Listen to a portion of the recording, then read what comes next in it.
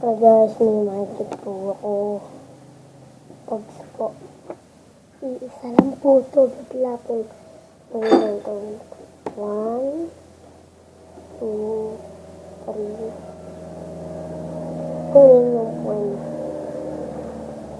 4, 5, 6, 7, 8, 9, 10 na po kayo nila. Nilabas ko.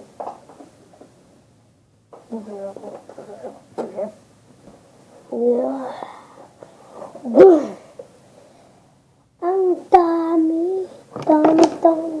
Dami.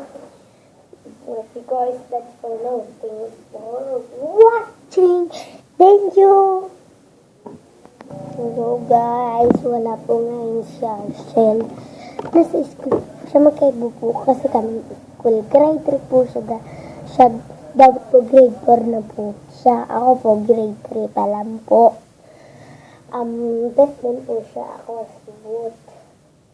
So guys, thanks for watching.